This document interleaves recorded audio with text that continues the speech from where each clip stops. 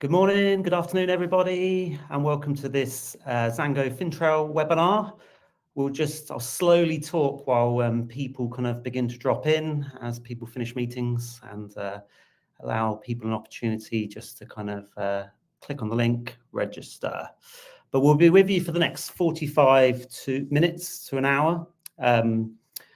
As I say, this is a webinar we're going to be talking a little bit about prompts, like an AI engineer for compliance. So it should be a really interesting topic. It's not just another AI webinar. We're hoping to make it a bit more practical, this one. So from my perspective, just a couple of logistical bits. So if you haven't been with us on Livestorm before, what you'll find is there's a few different bits to kind of look at. So there is a chat function for everyone. So I've just written, hi, welcome. So feel free to use the chat function. We like to make these sessions as interactive as possible. So if you've got comments to add, if you've got points to make, use the chat function. We also love an emoji. So if you agree with us, feel free to use the emoji function and give us a thumbs up, give us a heart, give us anything you want. But we very much encourage that to keep the positive vibes up for the next kind of hour or so.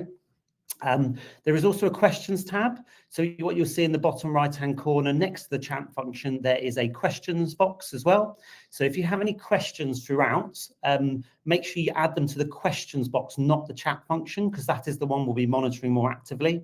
We'll try and answer them as we go along, but equally we'll leave a bit of time at the end for any last-minute questions as well. We have peppered some polls throughout the session as well. I think we've got about 3. So what will happen is they will appear in the middle of your screen if you just respond to the poll answer, and then if you click on the poll section in the bottom right-hand corner, you will be able to review the results of the polls. If we've got time, we'll have a quick chat about them as well. So feel free to kind of check the results of that as well. What else am I missing? Links. Oh yeah, there's some links. There's a links tab in the bottom corner as well. So if you click on the links tab, as you'll see, there's a few different links from Zango and also from FINTRAIL, and a few different kind of useful links to download if you find those resources useful as well. I think Sam and Ashley will talk a little bit about some of the other ones later on in the session. Other than that, I think that's it really. So my name's James. I lead the consultants team at FINTRAIL. Joining me today is Sam and Ashi, who are going to be the brains of this particular session. So you'll hear less from me. I'm taking more of an MC role. But we've got a lot to talk about today. So if you don't know who FINTRAIL are, we are a consultancy business. We pretty much focus purely on financial crime, risk management and compliance. Sam is going to give you a quick overview of Zango. Hi, everyone, and good to see so many of you. So Zango is the AI compliance layer for financial services. So we develop and deploy domain-specific AI for compliance and risk teams in financial institutions. So a lot of what we're going to be talking about today draws on that experience, but obviously we'll be focusing on general purpose tools rather than the specialized AI that we develop and deploy. Brilliant. Thanks, Sam. So agenda-wise, we've got kind of 4 key areas we're going to be talking about over the next 45 minutes. We're going to talk a little bit about AI safe zones and red zones, so a topic you may be familiar with. If not, you will be by the end of this session. We're going to talk a little bit about hallucination and the playbook behind that to make sure you kind of get more accuracy behind it as well. More on chain prompting techniques as well.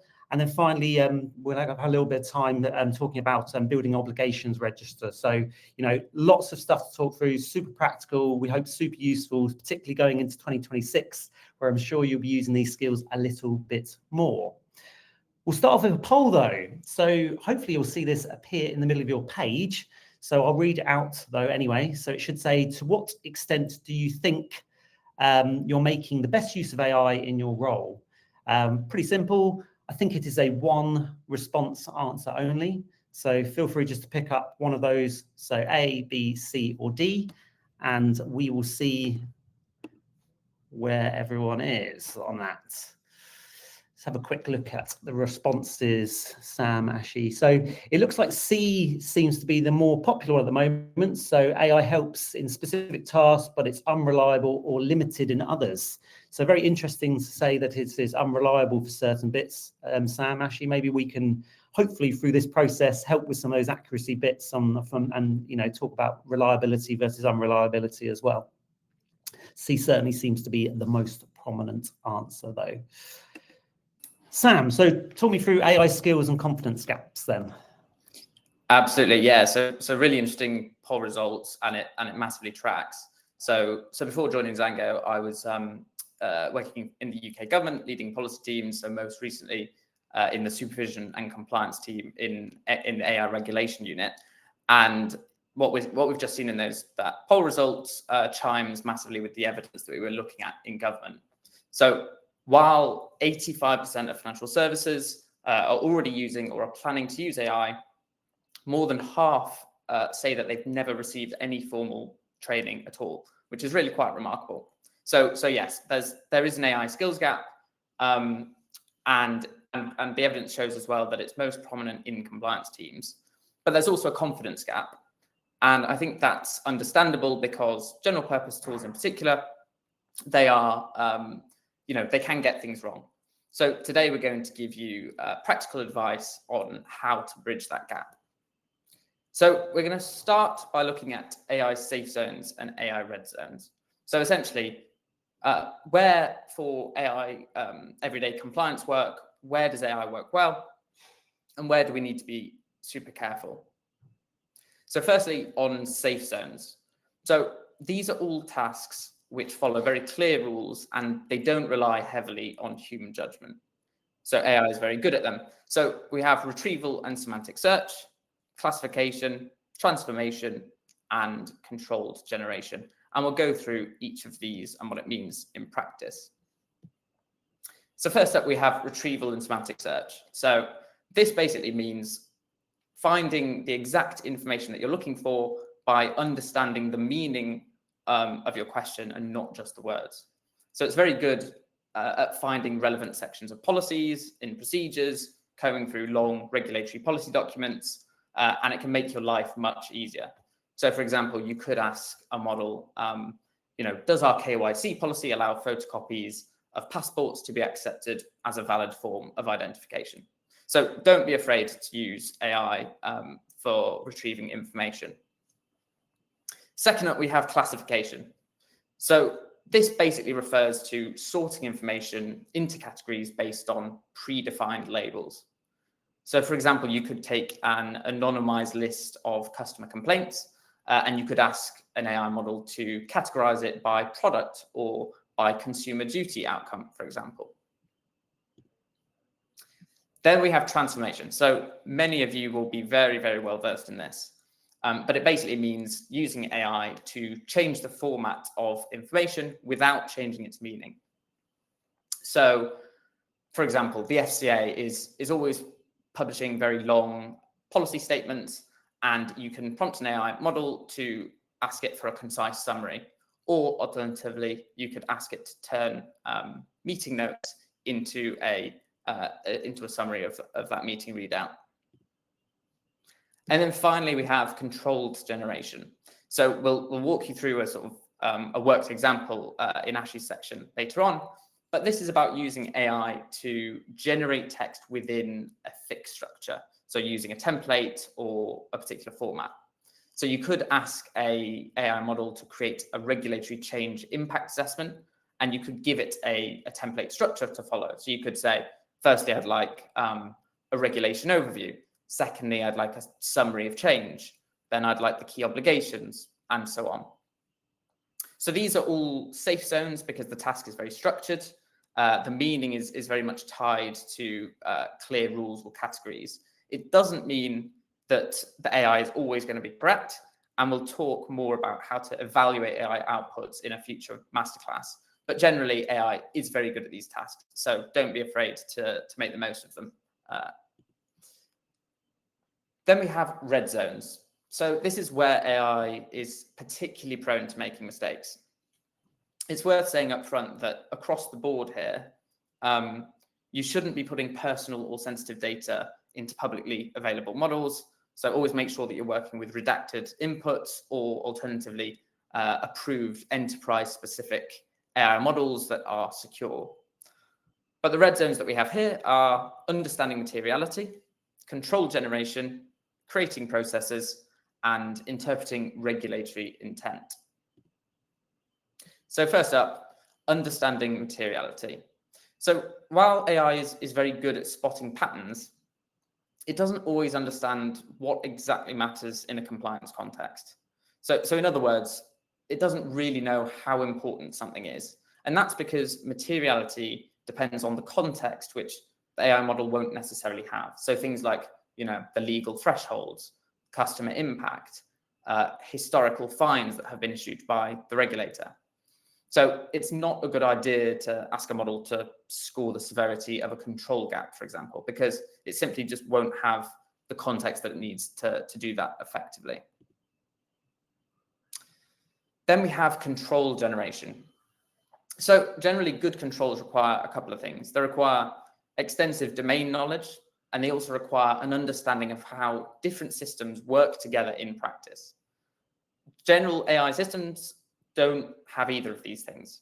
So while it can produce very convincing looking controls, it often misses key steps or suggests things that just don't work in practice. So you can definitely use AI here in terms of getting inspiration about controls, but ultimately the actual design of controls needs someone who knows how things work in practice. Then we have creating processes. So there's a distinction here between processes and policies. So a policy generally sets out what you need to do, but at quite a high level, whereas processes sets out how you need to do it. It's not a good idea to rely on AI to turn a policy into a process map, and that's because the policy text is deliberately high level. So AI essentially fills in the missing gaps with educated guesses, and these are often completely incorrect. So again, if you want good processes, they need to come from people who understand how they work in practice. And then finally, we have interpreting regulatory intent. So legislation, guidance, regulations, they all use words that have very subtle but important differences in meaning. So when I was working on the Online Safety Act in the UK government, I spent a lot of my time, probably too much time, debating with lawyers about the specific words that we would use in the primary legislation. So I can tell you firsthand, a lot of thought goes into this, but the AI can miss that meaning. It can miss the subtle meaning, and what ends up happening is it treats guidance like binding rules, or it misses principle-based obligations. So you can't be relying solely on AI outputs here. So just to sum up, AI is not very reliable at these red zone tasks, and that's because ultimately they rely on human judgment. They rely on context, they rely on real-world understanding, and all of these things general purpose models won't have. They're not in the training data that they're built upon. We do have a question, actually, if I'm allowed to interject briefly. It's a question on meeting notes. So, and confidence on meeting notes. And I think the question is basically any thoughts on, people seem to think it's a low risk mechanism, and concerns about like leaking and questions on that. I think my view is ultimately it's like any resource or data point. Like people are writing meeting notes in, OneNote or equivalent things for the last 10 years. The output is received to a, in theory, a ring-fenced group of individuals. So it all depends on the output. And then the other question was regarding senior people not attending and sending bots. I don't know. I think that's more of a cultural thing, like rather than a governance piece. But any thoughts on meeting notes from either of you? So yes, on meeting notes. So I would emphasize again, really do need to be careful about personal data, sensitive data, to make sure that you're complying with personal data regulations, and also worth checking internal company policies on these things. But again, lots of organizations will have bespoke sort of models that they're using where sensitive information can be used because it's kept within a controlled environment. But otherwise, do need to be quite careful. Okay, thanks, Sam. We have another poll though. So I think we'll launch the poll now. It should appear on your screen momentarily. What is the biggest barrier to using AI confidently in your organization?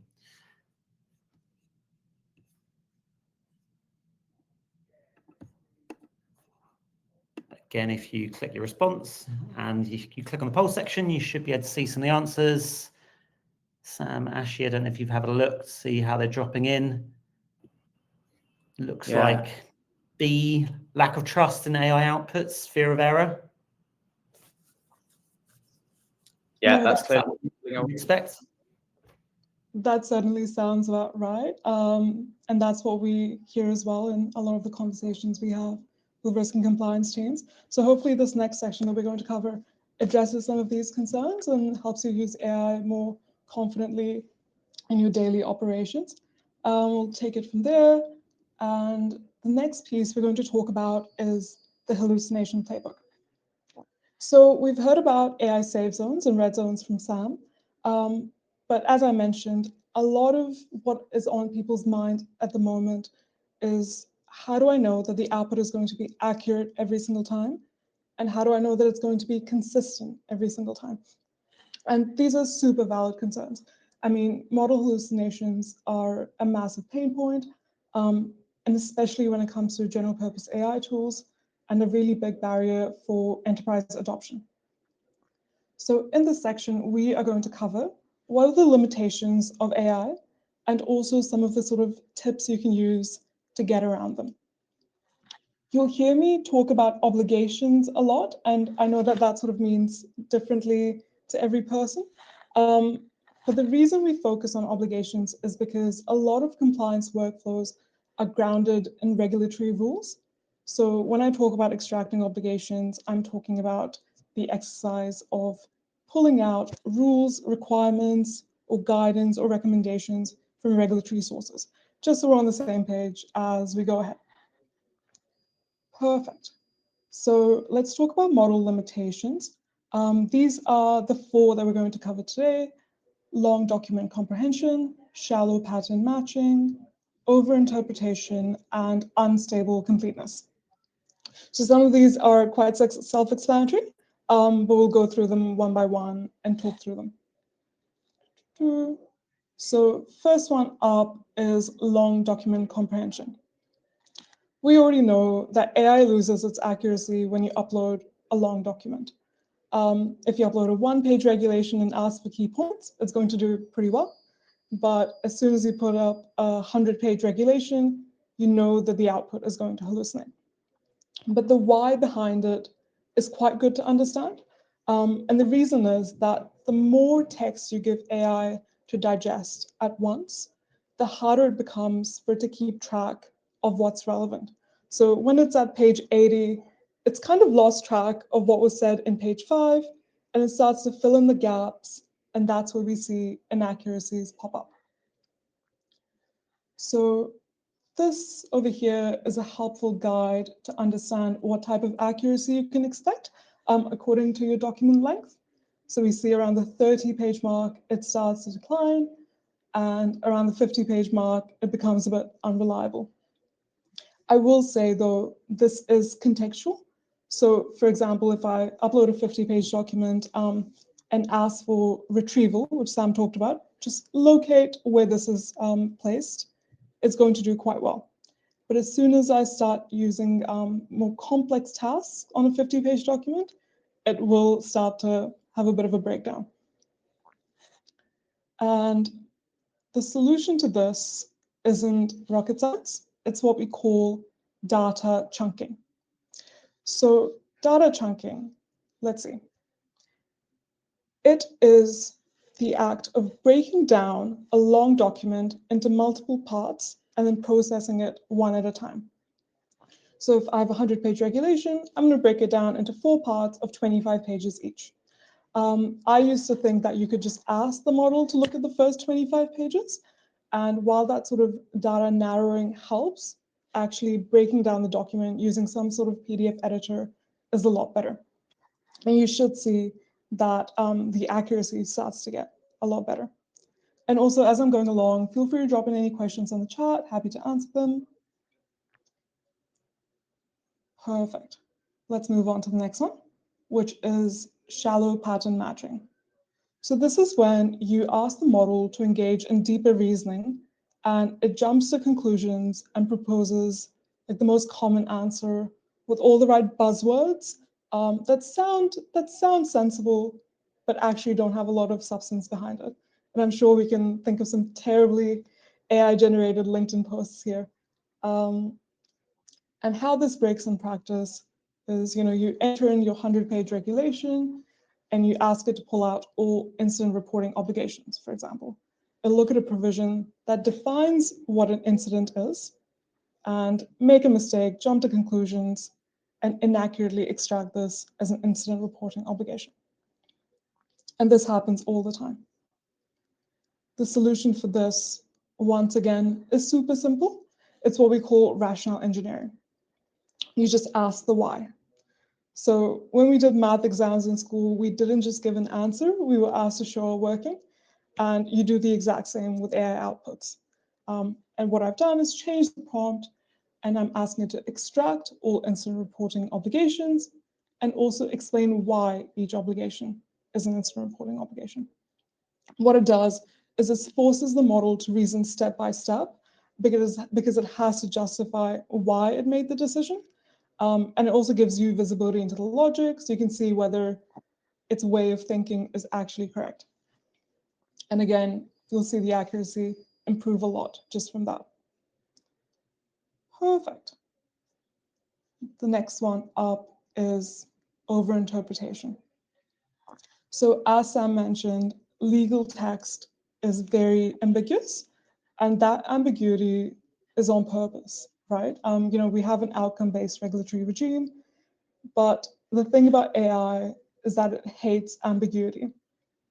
So what it does is it starts filling in the gaps by looking at other laws, sort of looking at other common regulatory phrasing, or training data, which again is a huge limitation of general purpose AI models.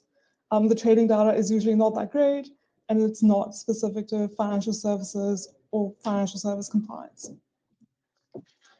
And how we typically see this break in practice is, once again, you enter your 100-page regulation and you ask it to extract all obligations.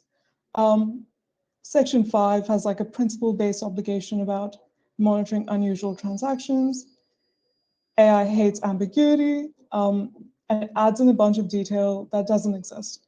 And what you end up with is an obligation around having an automated transaction monitoring system and having daily reviews of unusual activity.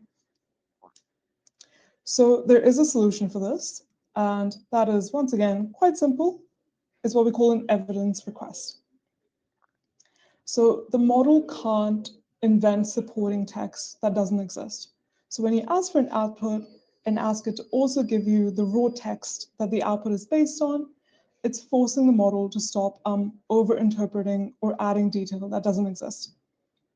And again, it makes it quite easy for you to just validate the AI output and look at the raw text side by side to understand where something's gone wrong. Perfect.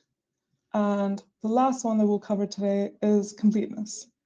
And I'm sure we've all experienced this, where we ask the model a question, it gives a very lengthy answer, and then we ask a follow-up question, and some of that brilliant lengthy answer from before has disappeared. And that kind of data loss can be quite frustrating.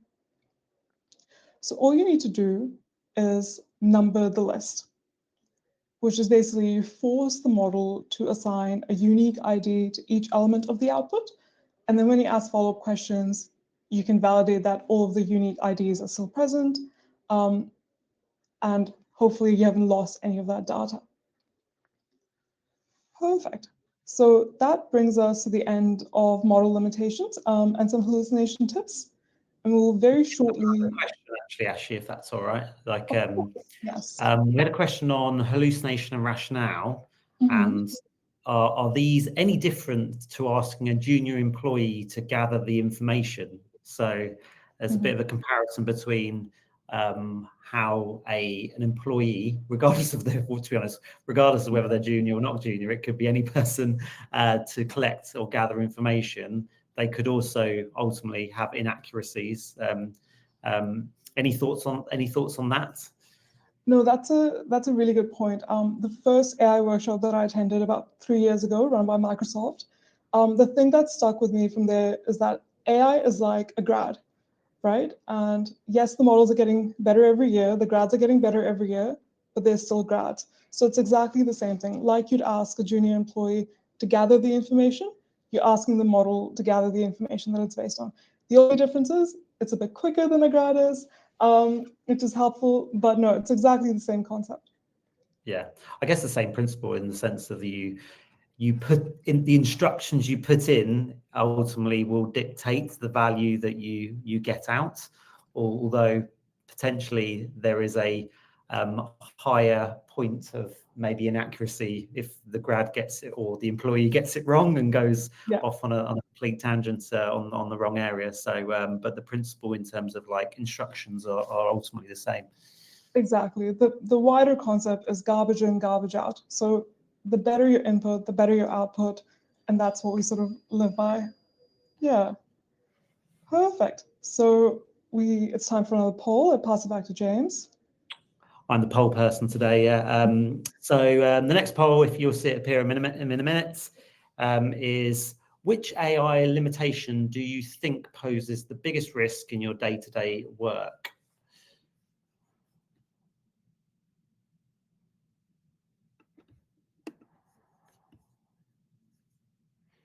Let's have a look.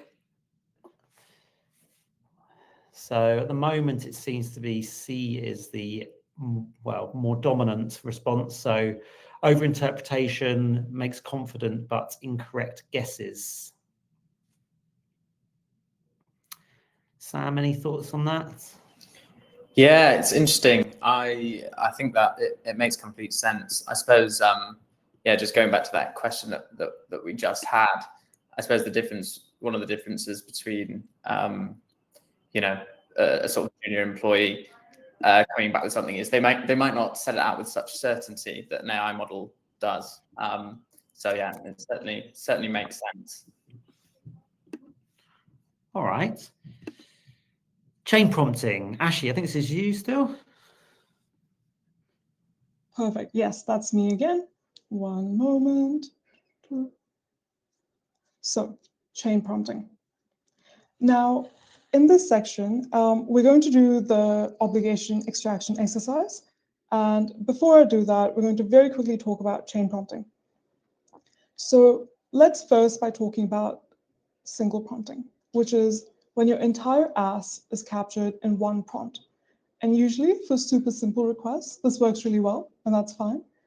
And over here, we have a classic example of a single prompt. But what seems like a super simple request, the EU AI Act has been published. I want to know all the obligations from it. What do I need to do to comply with it? Is actually more complex than you think, because you're asking the model to basically do 4 different types of reasoning.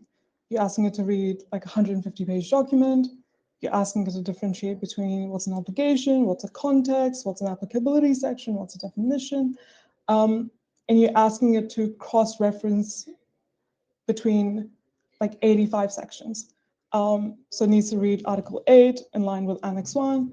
And this is a huge cognitive overload for AI models, because it really advanced structured multi-stage reasoning. And we can't really execute that kind of prompt reliably at scale. Not yet, anyways. So this is where chain prompting comes in, which is essentially when you break down your ask in multiple steps, and each step is sequential and it builds on the last. So we are going to do the live obligation exercise just now. We'll put this in practice, but the 4 steps we're going to follow today are chunk, index, check, and extract. And we are going to be doing this using the EU AI Act, which came out earlier last year. So hopefully you should see a link pop up where you can download the resources for this app. So this resource section will include some of the workshop notes that we've spoken about today. And it also includes the slides, if you'd like them, but also the prompts that I'm going to be speaking through just now. So I'll pause for a little bit, give everyone a chance to download them if they wanted to, but they're also available later on, of course, as well. There was a question as well, Ashley. Maybe I'll ask that while people flip through it.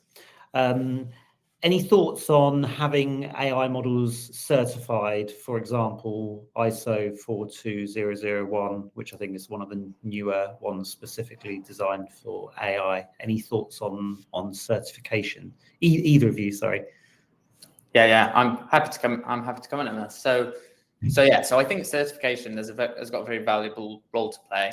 I think it's definitely part of the toolkit, part of the wider assurance toolkit. But it also needs to be paired with lots of other things like training or ongoing domain-specific controls and all that kind of thing. So yeah, very valuable, but not the whole solution. Okay, thanks, Sam. Perfect. So if we don't have any other questions, we'll jump to the exercise. But feel free to keep posting your questions in the chat as I go along, and we can answer them as we go. Amazing. I am going to share my screen very quickly. One moment. Hopefully everyone can see that. Excellent. So this is the EU AI Act. And again, it's 144 pages. If I upload this in any model, it will break. So what I've done is I've chunked it into 4 sections. And today we are going to look at section B. And this covers chapters 2 and 3 of the Act, which is around prohibited AI practices and high-risk AI systems. And it's 32 pages, so it's sort of in the right document accuracy window. So hopefully it should work okay. The model that we're going to be using today is Google AI Studio. Many of you may not have been aware of this, but post in the chat if this is the first time you've seen Google AI Studio. But the reason we use it is because it has a really large context window.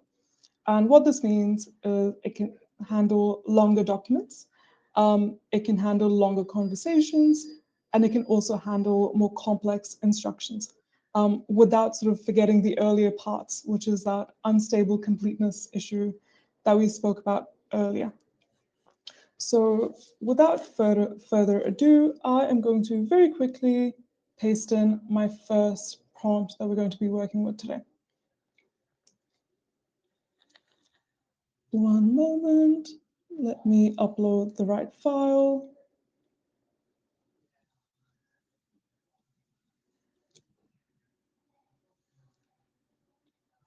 Here we go. And while that's running, let's go through the prompt that we've just ran. So the first step is I'm asking for an index, and I'm providing a structured format for the model to return the output in. So this is that control generation piece that Sam was speaking about earlier. I'm giving it the right structure that the output needs to be in. And the reason why I index is because I want to make sure that every single article or section is captured. And there's nothing that's sort of missed off, no sort of data loss that's happened. So I always like to start with an index. So let's go back to the AI model. That's working. I also want to explain why I'm using 0.6 as a temperature setting. So the temperature setting is basically the creativity scale. So if you do 0.3, for example, it's going to be a very, very safe output. If you do 1, it's going to be a lot more creative. So a bit closer to ChatGPT's sort of standard settings. And 0.6 sort of strikes the right balance between a safe, consistent output and a creative output. Perfect. So we've got our index ready over here. What I'm going to do is paste it here. Oh, that didn't quite work very well. One moment.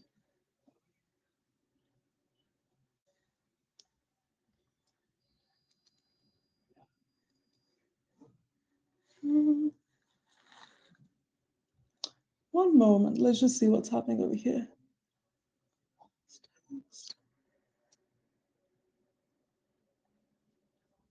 There we go. Perfect. So I can see that I have got about 50 articles to run. Excellent. So let's go back, and I am going to paste in my second prompt before I speak through it.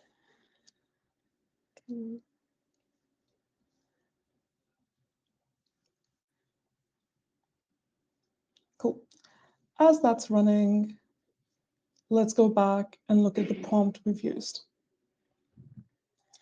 So the second step is our obligation check step. So my prompt is, for each article, I want to identify whether it contains an obligation, rule, guidance, instruction. So I'm defining obligation quite widely, just to make sure nothing gets missed. I'm saying that it needs to be relevant to a bank. And I'm also asking it to include a rationale for yes or no, why does the section contain or not contain an obligation? Again, this is that rationale engineering approach that we spoke about earlier. So perfect. Let's go back to our model, see how that's running. And we can see all of these sections are being covered. Let's give this a minute to wrap up. We're almost there.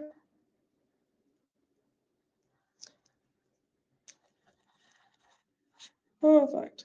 So let's hope the copy function doesn't fail me this time. There we go, it's worked okay. Excellent. So if I just stay here for a minute, here for all articles, in set B, I have an index of whether each article contains an obligation. True means it does, and false means it doesn't. And again, it's a lot easier to actually just validate the rationale to understand whether the output has hallucinated here. So if I look for where it says false, we're saying that Article 7 doesn't have an obligation because it just talks about the Commission's power to update lists. That sounds about right. And we can see that Articles 30 to 39 also don't have obligations because they relate to like the auditing bodies, authorities, etc. Perfect, that sounds about right. I would recommend that at this stage, you spend a little bit of time evaluating the output. Perfect, so if we go back to our prompt, I'm going to paste in the next set, which is obligation extraction. And I'm going to speak through it very shortly.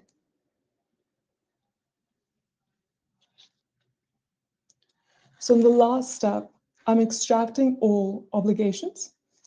You'll notice that I only asked for obligations between Articles 4 and 10. That's because in the initial prompt, about 30 articles said that they had an obligation. And because I want to make sure that my output is super granular, super complete, I want to process this one section at a time.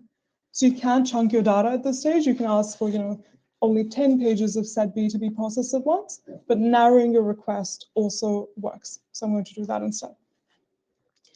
I'm asking it to generate a unique obligation ID for every single obligation that it creates. Again, that's a hallucination hack that we spoke about before. And I'm also asking it to extract the raw text that the obligation is coming from. So that's that evidence engineering step that we spoke about before. Perfect, let's go back over here.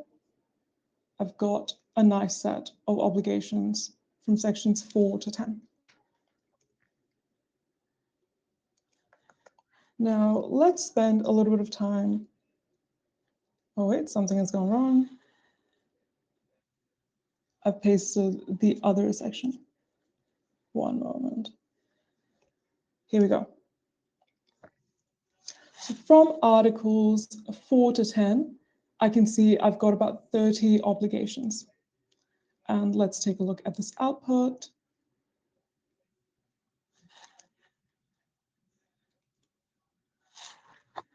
We can see each obligation has a unique ID. We have the complete obligation extracted and also the raw text that it's coming from. So if I take a quick look, my first obligation is that providers and employers need to take measures to make sure that all their staff have a sufficient level of AI literacy. Hopefully this workshop is helping with that. And if I look at the raw text of the obligation, it seems to match and it doesn't seem like anything has been left off. Perfect. So again, at this step, I would evaluate the full list that's being generated. And we've only run this for sections 4 to 10. So what you do is basically process all the other sections using the same instructions. You should end up with a complete level 1 obligation set for the EU AI Act. I do want to flag that the prompts that we've worked with today are fairly simple. So the production grade prompts that we use in-house are about 15 pages long. So again, you would need to evaluate this output, but I would say it should get you about 70 to 80% of the way there. Perfect. So once you've validated this output, what you end up with is a level 1 obligation set. And let's look at how you can sort of expand this set later if you wanted to. You can process the same obligations and ask it to tag obligations based on whether they're prescriptive or require a risk-based application. You can run another relevance check. So why is it relevant to a bank? And also ask for the rationale, just to make sure that all of these obligations actually apply for you. And you can also do a frequency check. So differentiate between which of these obligations are one-off, which of them require ongoing application. And after you've done that, you can actually start unlocking some real use cases. So you can generate an assessment criteria to see how each obligation needs to be applied in practice. You can do a gap assessment between these obligations and your internal policies. You can create an impact or a risk assessment. You can also use this obligation set to basically generate training on the AI Act. And everyone should be able to quickly identify what are the requirements of the AI Act. But the key message, I'd say, is that once your base obligation set is complete and sensible and evaluated, all other downstream workflows become a lot more reliable. Perfect. There was a question, actually, if I can jump in. Well, there's a few questions, but I'll ask this one, which is more linked. So there was a question on how about inserting these obligations into an implementation calendar to assess when they would take place. An implementation calendar to assess when they would take place. Yeah, absolutely. So this might be sort of ancillary to your point, but what we do also do is flag which of these are reporting obligations. And if they're reporting obligations, extract the reporting frequency, and then you can use that to, put them in a sort of calendar to track reporting deadlines. But once you've ordered, for example, you can also do a risk assessment on these obligations. So identify what the high risk ones are first, and then prioritize your implementation calendar based on that. So yeah, that's absolutely something that's doable, but again, will require a bit more context. And I think just a question when we talk about obligations, because I think someone mentioned, what do we mean by obligations? It's ultimately a requirement set out in a regulatory or guidance. It's terminology like requirement, obligation, depends on what you refer to. Exactly, yes. Any other questions there? Loads of questions if you want me to keep going, actually. Yeah, if we've got time. There was a question on, where are we? On the previous section, which of the AI limitations poses the biggest risk to compliance teams in FS? So, Sam, I don't know if this was part of your section. I think it might have been Ashi's section that she talked about, but I would say overinterpretation, essentially. I think, again, it comes back to, the fact that AI is filling in the gaps very confidently, but often completely incorrectly. And obviously, there's no margin for error in compliance. So yeah, as I say, future masterclass will be looking at how to actually evaluate those outputs in more detail. Yeah, completely agree. And overinterpretation, shallow pattern matching specifically, these are two limitations that are also hard to identify where AI has gone wrong. And that's why they pose, I think, the greatest amount of risk as well. When the list isn't complete, that's easier to spot. But when the output is incorrect, that's a lot harder. Perfect. So we'll pass it back to the slides. I think we've already covered this section of any questions. There's more questions if you want them. Questions, perfect. Let's go through them. I'm consuming it, so I'm just going to read it out or some out. I'm interested in model prompts which take real-world documents and spots which obligations have been missed. For example, we're reviewing a contract against specific legislation. Any tips for dealing with two separate documents? Would you chunk, index, etc., etc., then ask the LLM to compare? And then there was a follow-up point. Sorry for clarity. I mean, would you chunk, index separately and run the comparison? Did that make sense?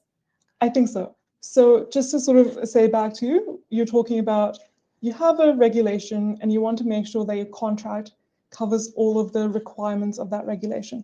And yes, I would sort of repeat those steps of chunk, index, check, extract to basically completely build out an obligation register from that regulatory text. I would say don't usually upload 2 PDF documents at a time. It will hallucinate. But what you can do is upload a CSV file of that obligation register and then upload your contract and ask where each contract, which obligations are not covered. So you can basically upload your CSV and say, can you tell me which part of my contract addresses this requirement? You can ask for evidence again. So ask for the quote, which part of this contract, what's like the sort of verbatim text in the contract that covers this. And you can also sort of do a bunch of other things like confidence scoring. Tell me whether that coverage is partial, medium, partial, or gap, or adequate. Hopefully that helps. More questions. On relevance, when it comes to extracting obligations, how these apply will be based on size, license. So, for example, a limited scope rather than the entire obligations or requirements.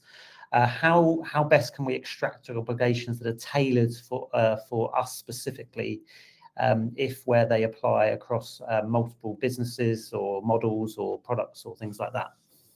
Yeah. I'd say that is probably the biggest limitation of general purpose tools. So what we do in-house is first build a complete profile of the business based on, like you mentioned, products, licenses, reporting obligations, etc. And then we evaluate the obligation register against that profile. It's quite hard to enter that profile in yourself when you're using Google Gemini or ChatGPT, etc.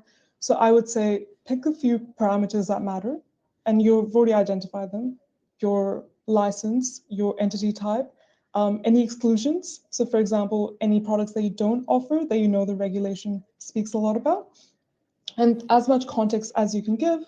And it should take you, again, 70% of the way there in terms of relevance.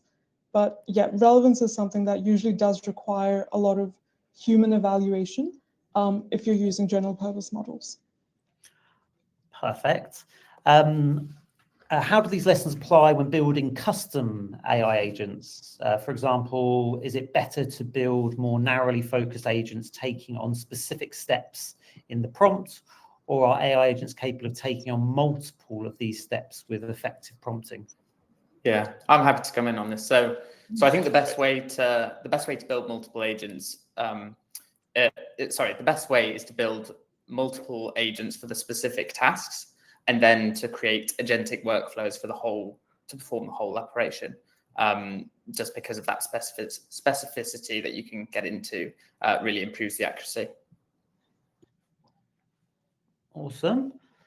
There is another question, but I might save it to the end because I think it's a nice one to finish on, actually. But we've got a few more minutes, so any more questions, do trickle them in before we kind of begin to wrap it up.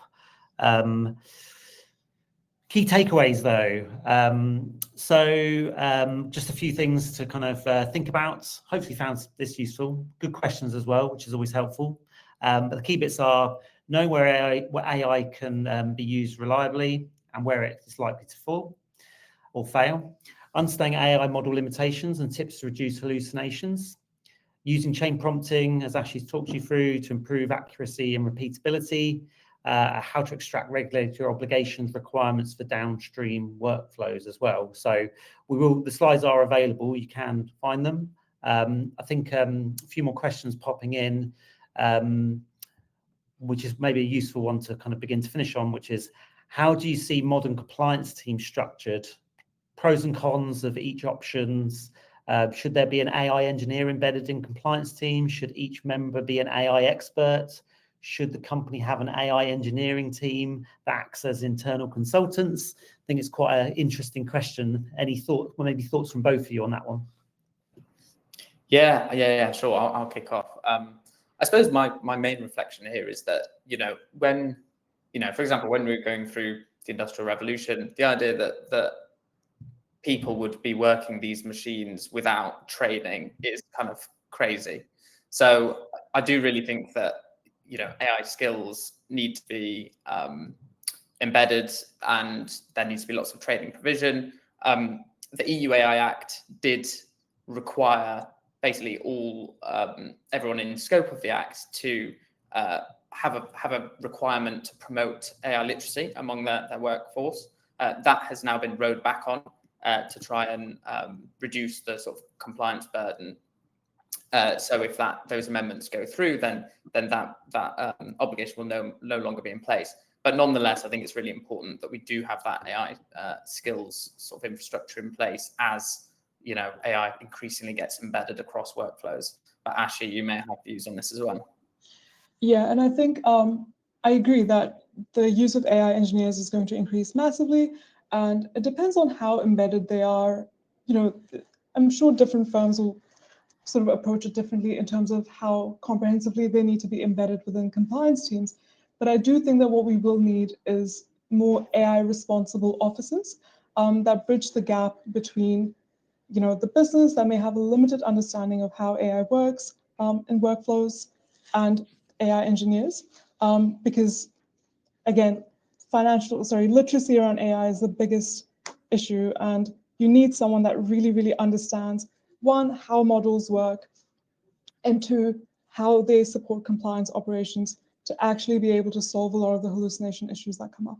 So hopefully that's been helpful. Yeah, that's good. Do you have any more resources for compliance prompts? Are we working anymore from a Zango perspective? We could do.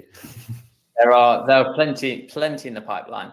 So yeah, if you do have a look at the link that we provided, you can sort of subscribe, and we'll let you know as soon as we have more resources to share with you. But yeah, we'll be doing lots more of this, so stay tuned. And also, there's another workshop coming in the pipeline.